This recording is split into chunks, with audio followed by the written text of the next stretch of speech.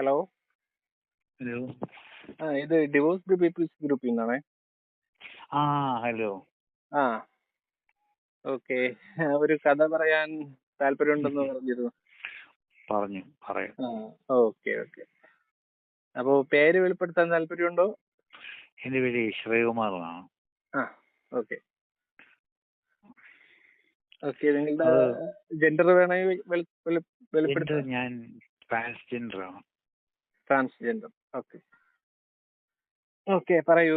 എത്രാമത്തെ വയസ്സിലാണ് ഈ ഒരു ഇതിലോട്ട് മാറണമെന്നുള്ള ഒരു ചിന്തയൊക്കെ? ഞാൻ നേരത്തെ സ്കൂളിൽ പഠിക്കാൻ പക്ഷെ അതെനിക്ക് അങ്ങനെ സീരിയസ് അല്ല. പിന്നെ ഈ ഡ്രസ് ചെയ്യുന്നതിൽ കൂടുതൽ താല്പര്യമുണ്ട്. ഡ്രസ് ചെയ്യുന്നതിൽ താല്പര്യമുണ്ട്. കേട്ടോ റേഞ്ച് ഉള്ള. ഹലോ. കേട്ടോ? ഹലോ. പറഞ്ഞു. ഞാൻ ഗേ അല്ല. എനിക്ക് എന്റെ ഒരു ശരീരത്തിന്റെ ഒരു രീതി വെച്ചിട്ടാണ്. അപ്പൊ അതേസമയം പിന്നെ അത് കഴിഞ്ഞ് ഒരു വർഷം മുൻപാണ് എന്നെ ഡയഗ്നോസ് ചെയ്ത് ഈ ഫീമെയിൽ മൈൻഡ് ആണെന്നൊരു സൈക്യാട്രിസ്റ്റ് പറഞ്ഞത്. പറയാവുന്ന കാര്യമാണല്ല, ചുരുക്കി പറയുന്നത്. അതായത് ഈ നമ്മളാരും ജോലി സ്നേഹത്തിന്റെ ഇരിപ്പിലെവിടാന്ന് ചോദിച്ചാൽ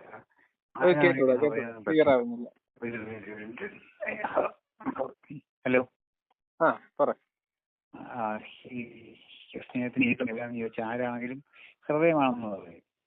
അത് ഈ നമ്മൾ അങ്ങനെ വിചാരിച്ചു വയ്ക്കും. സ്നേഹത്തിന്റെ കാര്യം പറയുമ്പോൾ നമ്മൾ ക്ലിയർ ആവുന്നില്ല. റേഞ്ചുള്ള അടുത്ത് പോയി നിൽക്കൂ.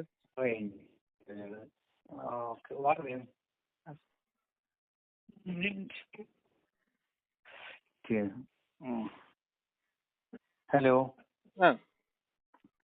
ഹൃദയത്തിന്റെ സ്നേഹത്തിന്റെ ഇരിപ്പിടം ഹൃദയമാണെന്ന് എല്ലാവരും പറയും. പക്ഷെ അതിന് പ്രോബ്ലം എന്ന് വെച്ചാൽ അങ്ങനെയല്ല. സ്നേഹം ബ്രെയിനിന്റെ ഫംഗ്ഷനാണ്.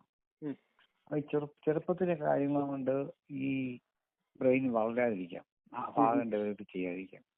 അറിയണം. കാരണം പല ആൾക്കാർ നല്ല ആൾക്കാരാണ്. അവർ ചുറ്റുപാട് നോക്കി ചുറ്റുമുള്ളത് എന്താണെന്ന് ചെയ്യുന്നത് അതുപോലെ അങ്ങ് ചെയ്യും. അപ്പൊ അത് ജെന്യുവനായുള്ള സ്നേഹം കാരണമല്ല അവരുടെ നല്ല പെരുമാറ്റം അറിയാൻ പറ്റില്ല. കാരണം നല്ല പെരുമാറ്റം കിട്ടുമ്പോൾ അവരെല്ലാം ഇവിടുന്ന് വന്നെന്നുള്ള അന്വേഷിക്കാൻ പറ്റില്ല. അപ്പം ഞാൻ വിവാഹം കഴിച്ചു കഴിഞ്ഞിട്ട് മുൻപ് തന്നെ ഇവളുടെ ഭയങ്കരമായ പിടിവാശി പെണ്ണാണാൻ പോയപ്പോ പിടിവാശി പെട്ടെന്ന് ഞാൻ ശ്രദ്ധിച്ചു. ഇതിന് പലപ്പോഴും പോയപ്പോ എന്റെ മനസ്സിൽ തോന്നിയ ഭയങ്കര പിടിവാശിയാണ്. പുനലൂര് അധ്യാപകനായിരുന്നു. ഗവൺമെന്റ് ആണോ പ്രൈവറ്റ് ആണോ? അല്ല, പ്രൈവറ്റ് സ്കൂളിലായിരുന്നു. പ്രൈവറ്റ് സ്കൂളിലായിരുന്നു. റിട്ടയർഡായി. അപ്പം മക്കളൊക്കെ ഉണ്ടോ?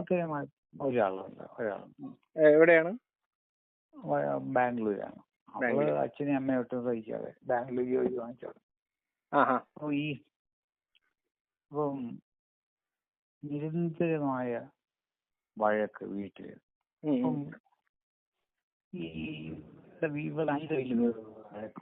ചേട്ടന്റെ വീട്ടിലും വഴക്കാണ്. അവളുടെ എല്ലാം ഈ ചിന്തയില് വളരെ നോർമലായിട്ടുള്ള കാര്യമാണ്. ആൾക്കാരും പറയും തട്ടിമുട്ടിങ്ങളൊക്കെ ഒന്ന് പറയുമല്ലോ. ഇതുകൊണ്ട് എന്റെ വൈഫ് ചെയ്ത് ഇതങ്ങ് നോർമലൈസ് ചെയ്തു വഴക്ക്. അപ്പം നമ്മൾ ഇതിനൊന്നും പ്രവർത്തിക്കാൻ ഒക്കത്തില്ലല്ലോ. നമ്മുടെ മനസ്സിൽ അതൊരു വലിയ സംഭവം ഇങ്ങനെയല്ല ജീവിക്കേണ്ടത് എന്നങ്ങോട്ട് വരുന്നില്ല. പിന്നെ ഇതാണ് ഇവർക്ക് എനിക്ക് ഈ ബ്രെയിനിനെ സ്നേഹിക്കുന്ന ഒരു ഭാഗമില്ല. അതുകൊണ്ട് അവർക്ക് പെരുമാറ്റം ക്ലിയർ ആവുന്നില്ല. ഹലോ.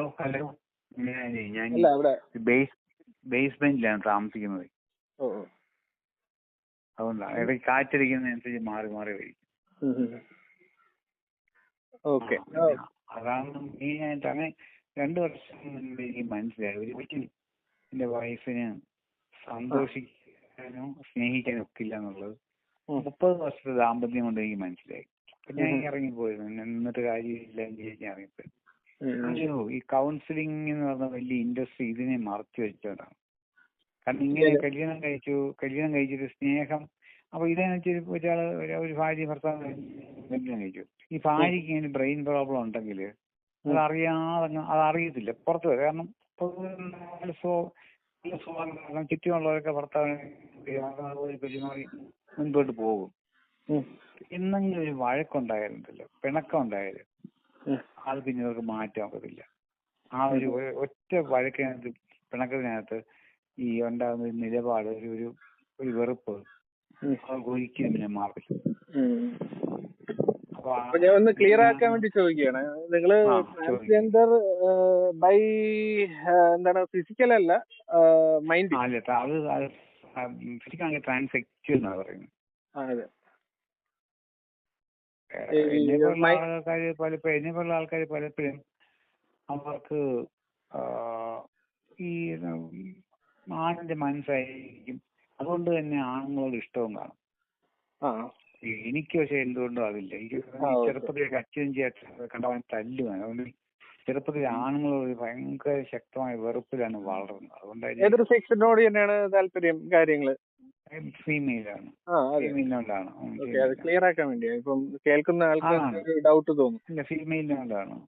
മാത്രമല്ല ഞാൻ ഈ കഴിഞ്ഞൊരു ക്ലിയർ ആക്കാൻ വേണ്ടി ചോദിച്ചത് എന്തെന്ന് വെച്ചാലേ, ചിലപ്പോ അവര് വിചാരിക്കും അങ്ങനെ എന്തെങ്കിലും പ്രോബ്ലം കൊണ്ടാണോ ഭാര്യ പോയത് എന്നുള്ളത്. എല്ലാം വീട്ടിലുണ്ടായ സാമ്പത്തിക പ്രശ്നമാണ് പ്രധാനമായിട്ടും. സാമ്പത്തിക പ്രശ്നം ഉണ്ടായപ്പം അതിനെ തുടർന്നാണ്. ഞാൻ പറഞ്ഞു, ഈ വൈഫിന് നല്ല പെരുമാറ്റമായിരുന്നു. പക്ഷെ എന്താണെന്ന് വെച്ചാൽ പിണങ്ങി കഴിഞ്ഞപ്പോൾ, ഒരു ചെറിയ പിണക്കം ഉണ്ടായി കഴിഞ്ഞാൽ പിന്നെ ഈ സ്നേഹം ഇല്ലാത്തതുകൊണ്ട് അത് മാറി വരത്തില്ല. പിന്നെ അവർ എന്തിനാണ് ഈ അനുകരിക്കുന്നത് വിചാരിക്കുക. അവർക്ക് അനുകരണമല്ല, ജെന്യുവിനായിട്ട് അവർക്ക് സ്നേഹിക്കാൻ ഒക്കത്തില്ല. അത് നമ്മൾ വിചാരിക്കും അങ്ങനെ മനുഷ്യർ സ്നേഹിക്കാതിരിക്കണം പോക്കുവന്ന് കൊണ്ട് മനുഷ്യർ സ്നേഹിക്കുക. അത് ചൈൽഡ്ഹുഡ് ട്രോമ കാരണം ഉണ്ടാകുന്നത്. അത് മറച്ചു വെച്ചാണ് ഈ കൗൺസിലിംഗ് ഒക്കെ നടത്തുന്നത്. കാര്യമില്ല. കൗൺസിലിംഗിനൊക്കെ പോയിട്ടുണ്ട്. ഇത് കുട്ടിയൊക്കെ ജനിച്ചതിന് ശേഷമാണോ നിങ്ങളുടെ ദാമ്പത്യത്തിൽ പ്രശ്നം ഉണ്ടായത്? ഇല്ല, ഇതൊരു വലിയ ഭീകര സംഭവമാണ്. അതായത് ഈ കല്യാണം കഴിച്ചു കഴിഞ്ഞപ്പോ ഭാര്യ ഈ ഇൻസേർട്ട് ചെയ്യാൻ വിസമ്മതിച്ചു.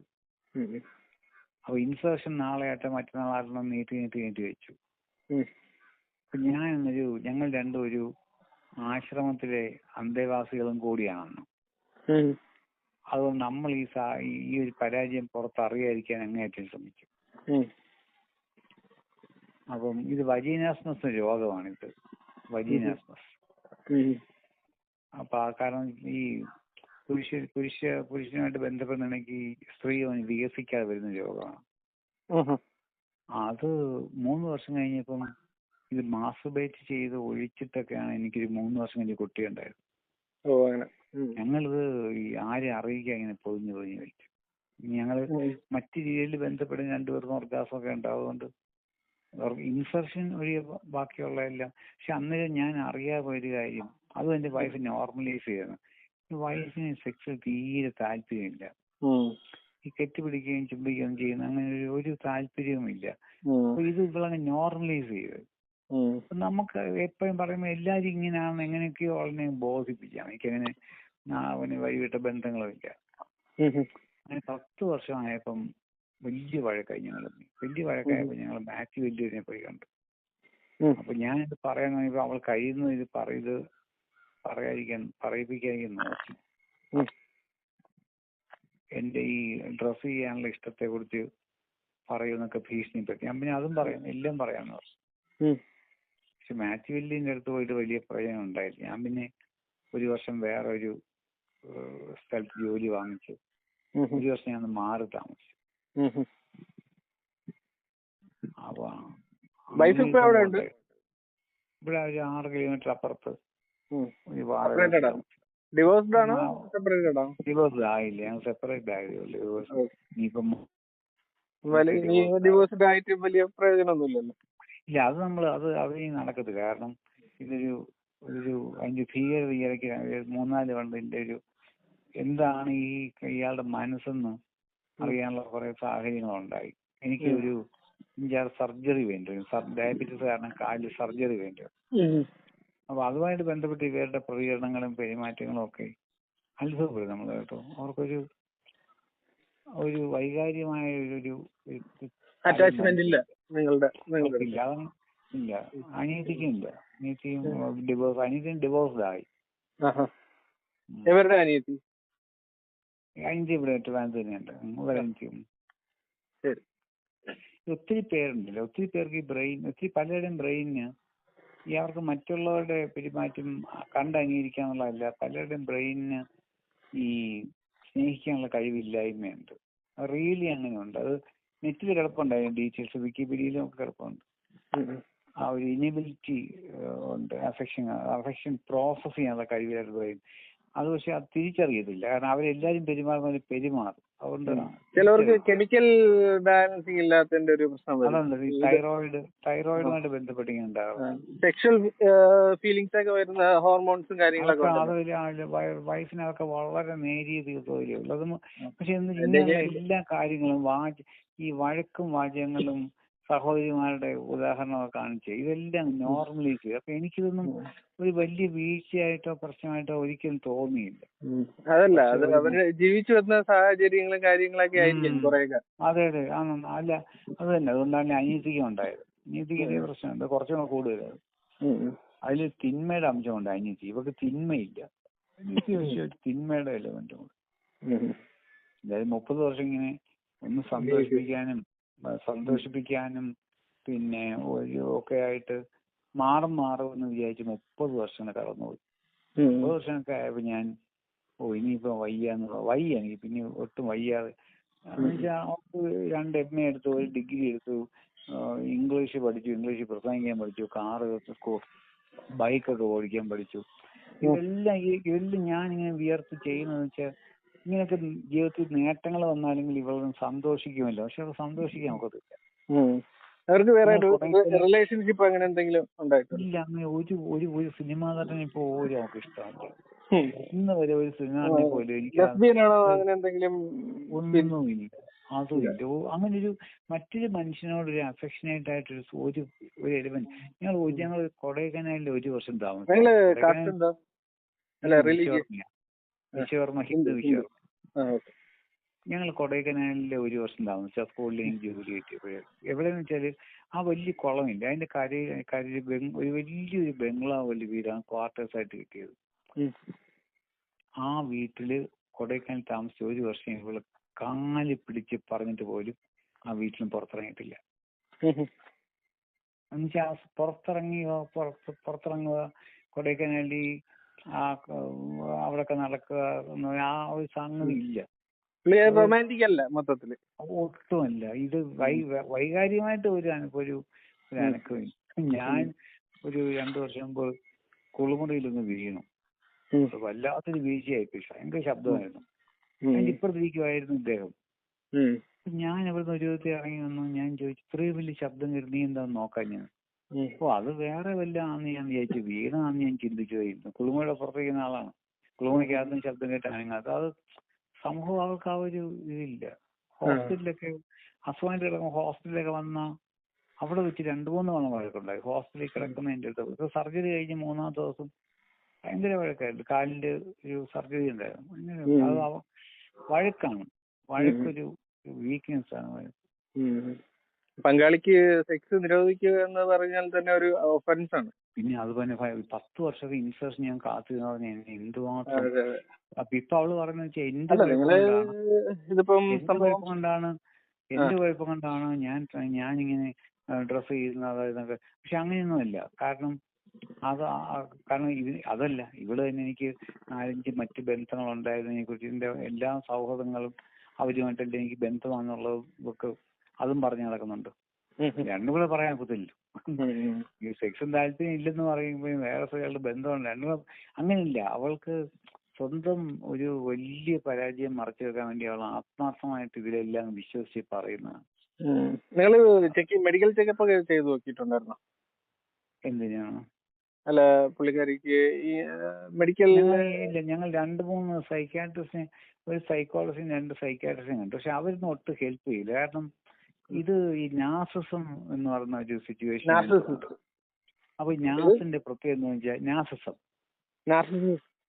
നാർസിസിക് പേഴ്സണാലിറ്റിയാണ്. അപ്പൊ എന്താണെന്ന് വെച്ചാല് അത് പൂർണ്ണമായ ഒരു നാർസിസിസ്റ്റ് ആണെന്ന് പറയാൻ പറ്റില്ല. ഹാർഡ് കോറാണ് കേട്ടോ, ഹാർഡ് കോറാണ്.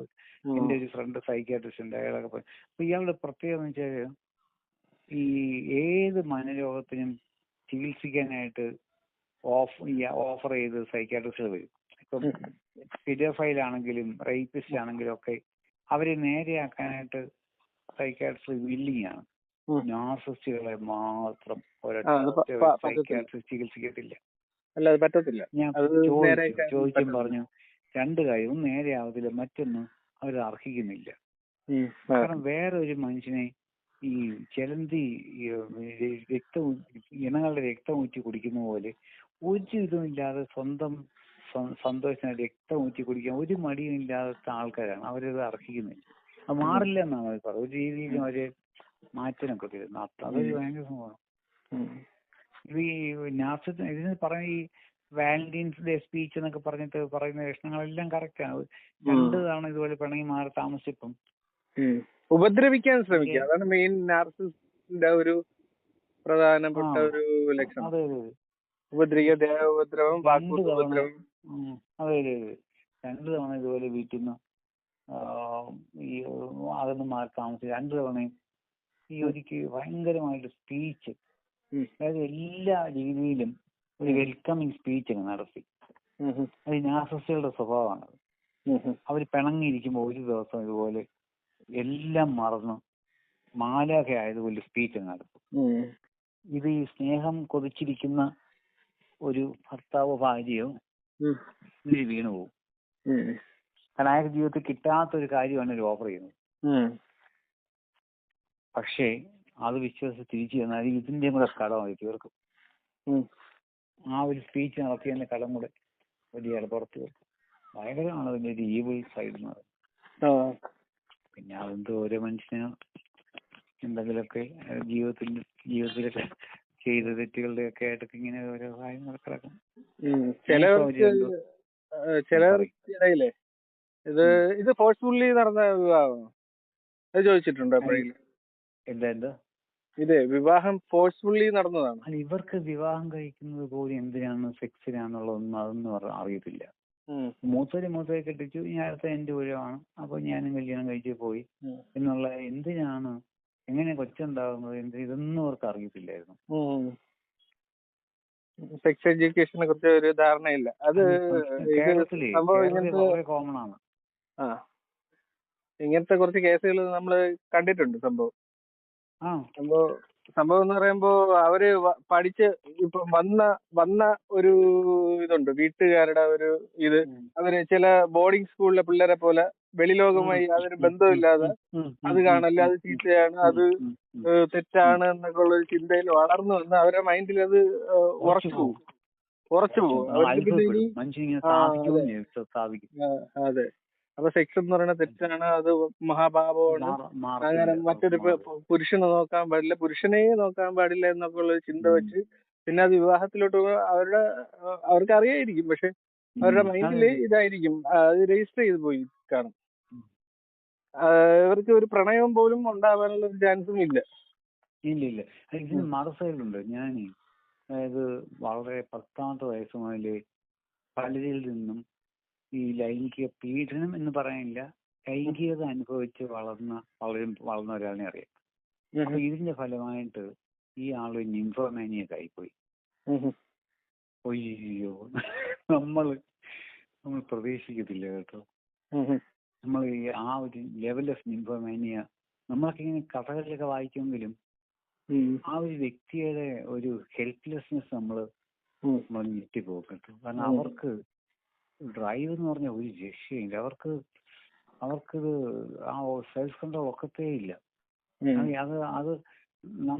അത് കാണുമ്പം നമ്മള് എന്ത് എങ്ങനെ, അതായത് അവരിൽ ആ വ്യക്തിക്ക് സെക്സിലുള്ള താല്പര്യം അത്ഭുതപ്പെടുത്തിയിട്ടുണ്ട്. സെക്സ് എന്നുള്ളതല്ല, സെക്സുമായിട്ട് ബന്ധപ്പെട്ട കാര്യങ്ങളിലെല്ലാം മൈൻഡ് അങ്ങ് ഭയങ്കര ഡ്രൈവാണ്. നമുക്കത് ഒരിക്കലും വിശ്വസിക്കാം. കാരണം നമ്മള് ഇൻഫോർമേഷൻ കേട്ടാൽ അതിനൊരു പരിധിയില്ലെന്ന് വിചാരിക്കും. ആ പരിധിയൊന്നുമില്ല. അതുപോലെ തന്നെ മറു സൈഡും ഉണ്ട്. ഇങ്ങോട്ടുണ്ടെങ്കിൽ അങ്ങോട്ടും ഉണ്ടല്ലോ. താല്പര്യക്കുറവ് ഇതുപോലെ തന്നെയാണ്. ഇത് ഞാൻ പറഞ്ഞതായിരിക്കും കാരണം. ഞാൻ പറഞ്ഞത് ചൈൽഡ് വീട്ടിൽ നിന്ന് ട്രോമയാണ്. വീട്ടിൽ നിന്ന് പഠിച്ചു വളർന്നത് രജിസ്റ്റർ ആയി പോയി. പിന്നീട് അവർക്ക് എങ്ങനെ ഒരു ഈ നാർസിസിസ്റ്റിന്റെ ഒരു കുഴപ്പമെന്ന് പറയുമ്പോൾ അവരുടെ കുറ്റങ്ങൾ കാണിക്കത്തില്ല. അത് മറ്റുള്ളവരുടെ ഭാഗത്താണ് കുറ്റമെന്ന് അവര് ബാക്കിയുള്ളവരെ കൊണ്ട് പറയിപ്പിക്കും. പക്ഷെ ബാക്കിയുള്ളവരുടെ മുന്നേ അവർ പെർഫെക്റ്റ് ആയിരിക്കും. ഇത് ഒരു നാർസിസിസ്റ്റിന്റെ മെയിൻ ആയിട്ടുള്ള ഒരു സംഭവമാണ്. അപ്പൊ ഇത് സംഭവം ഇതായിരിക്കാം. പിന്നീട് അതിൽ നിന്ന് അവർക്ക് അവരുടെ ഭാഗത്ത് നെഗറ്റീവ് അവർക്ക് നന്നായിട്ട് അറിയായിരിക്കും. പക്ഷെ അതിൽ നിന്ന് ഒരു കരകയറാനുള്ള ഒരു സൊല്യൂഷൻ അവർക്ക് തന്നെ അറിയത്തില്ലായിരിക്കും.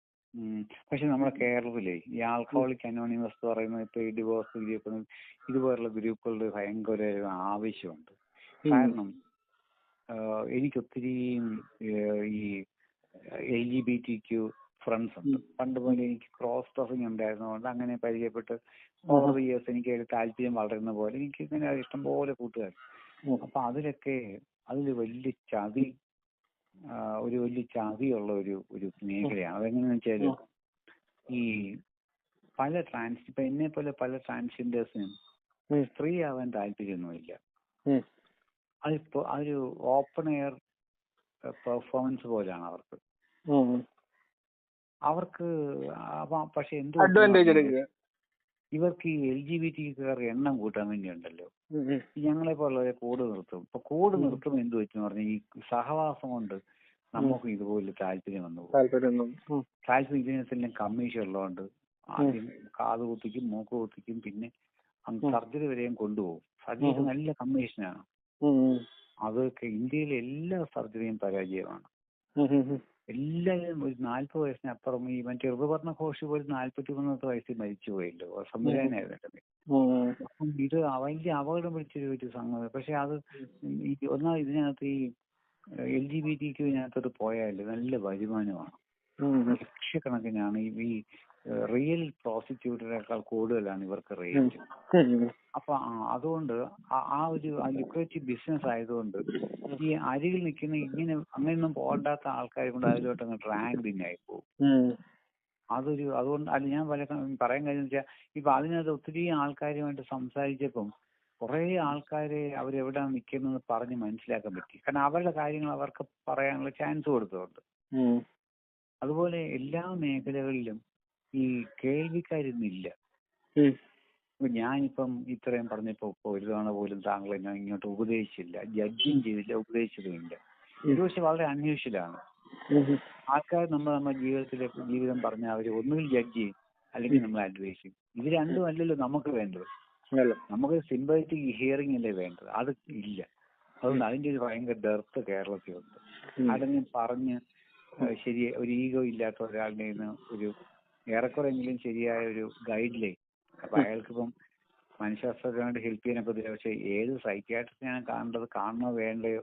എന്റെ അടുത്ത് വന്ന പല ആൾക്കാരും ഞാൻ പറഞ്ഞിട്ടുണ്ട്, നിങ്ങൾ ഈ സർജറിക്കൊന്നും പോകേണ്ട കാര്യമില്ല, നിങ്ങൾക്ക് അതിന്റെ ഒരു ആവശ്യമില്ല, നിങ്ങൾ തെറ്റിദ്ധരിക്കപ്പെടും. നിങ്ങൾക്ക് കാരണം ചില ആളുകൾക്ക് അവര് ഗേ ആണ്, അങ്ങനെയുള്ളവർക്ക് ഒരു പക്ഷേ സർജറിയിലോട്ട് ഓക്കെ അവരുടെ കാര്യമേ.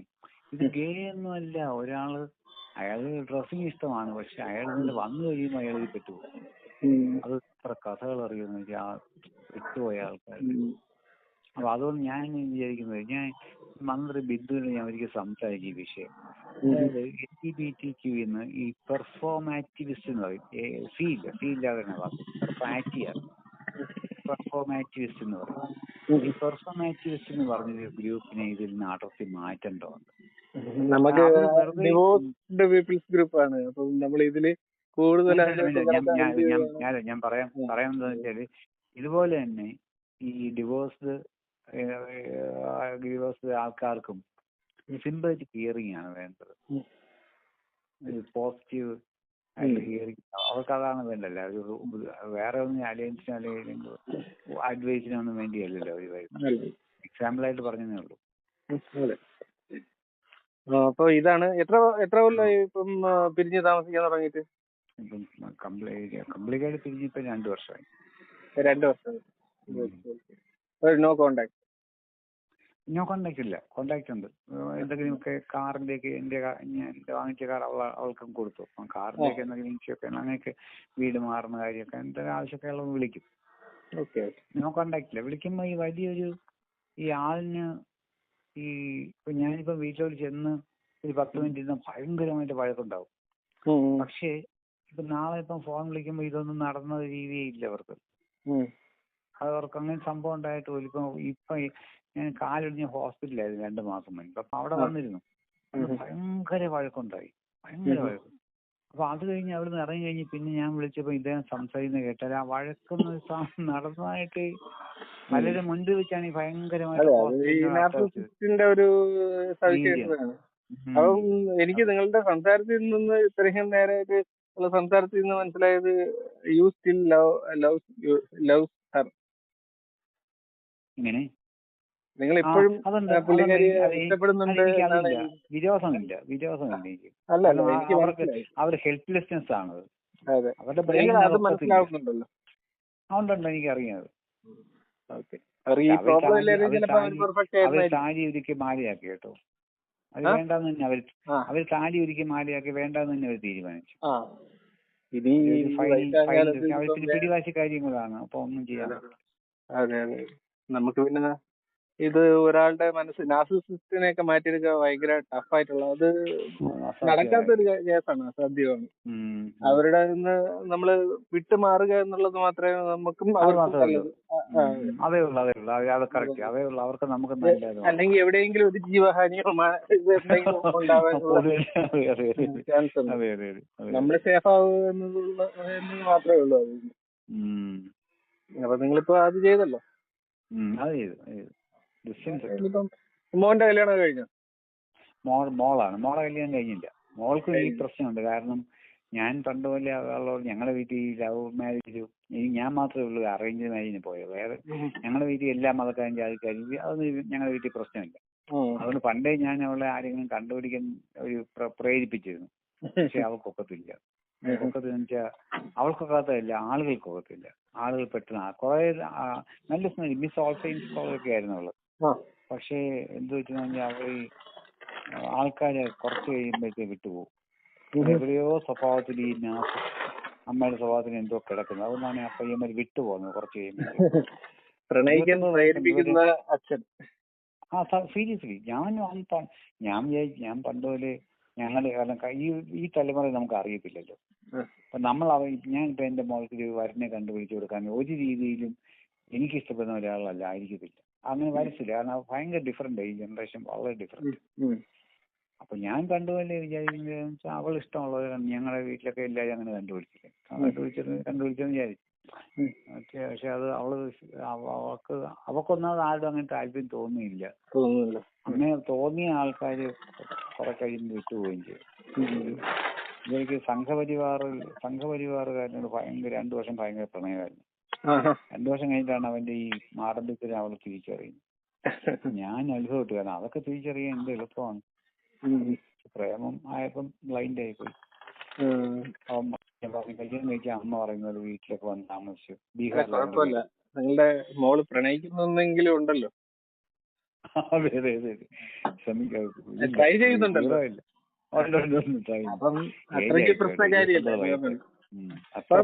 അത്ര ഇല്ല.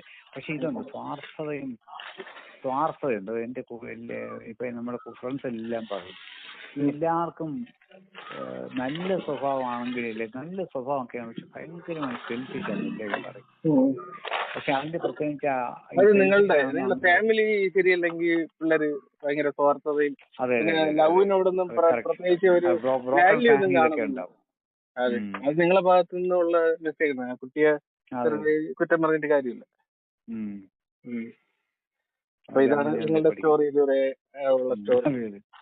എന്തായാലും നല്ല കാര്യം, പരിചയപ്പെട്ടതിൽ വളരെ സന്തോഷം. ഓക്കെ ശരി എന്നാ. Thank you.